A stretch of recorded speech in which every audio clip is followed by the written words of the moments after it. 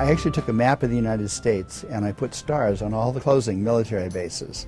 Because I had closed one already. I had closed Rickenbacker in Columbus, Ohio, and then reopened it as a public airport. And I said, where do I want to work if I had my choice? And I actually picked two. I picked Mesa and I picked Tampa. But Lynn Cousy really had his eyes set on the Williams Air Force Base in southeast Mesa. And I thought this was a wonderful opportunity with a major Air Force base, a wonderful opportunity to develop jobs, economic activity in an area that had the potential to grow very rapidly. I spent a year and a half writing letters to the governor's office, to the Mesa Chamber of Commerce, and other people, just trying to make sure that they knew who I was. Cousy got the executive director job, and the road of converting the former military base into the now Phoenix Mesa Gateway Airport took off. Hundreds of buildings sit empty and unused out here at the former Air Force Base.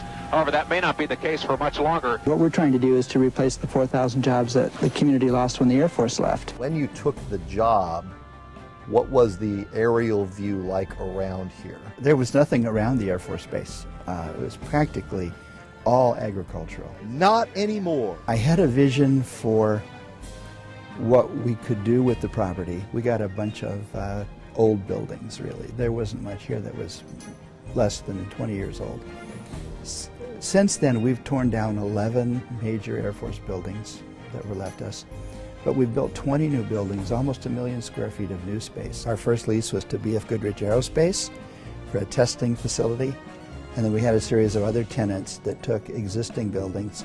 The big coup was when we landed Boeing to do a retrofit of the T-38 aircraft for the Air Force. Now more than 40 companies sit on the Gateway Airport campus. Arizona State University Polytechnic campus and Chandler Gilbert Community College have also played a part in drawing companies to set up shop. And that really provided us with an opportunity to attract people who needed trained, skilled employees. And that was what enabled us to land Cessna and ultimately Embraer and then Beechcraft. This was only the beginning of the hard work Cousy and many others did to make Gateway one of the fastest growing hub airports in the nation.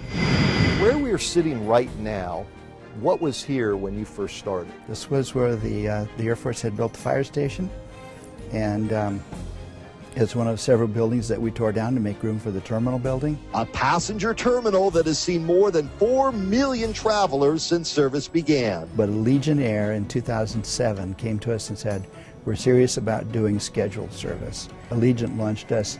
They've continued to grow. Today they serve about 32 cities. They have 7 aircraft based here, and it's been very successful. And then they've proven the market, so other airlines have felt comfortable coming in and establishing service, and that of course is Spirit and Frontier. The airport has even had a few U.S. presidents stop by when passing through Arizona. You've had to have some moments. Was Jan Brewer's finger waving at Obama one of those? It would be. That was interesting. I was there, I was out on the tarmac near them, and I know she was animated in the way she was talking with her hands, but the pose that the press caught was an interesting one, and it really overemphasized that particular gesture. While Cousy's getting ready to begin a new chapter in his life as his 20-year run as the executive director comes to an end. What are you going to miss most about this job? The people, the one thing, the people that I've worked with here at the airport, the people at the cities, the leadership that's been shown by Mayor Smith, Mayor Lewis, Mayor Barney in Queen Creek. That's been instrumental. That's been a very important part of my life.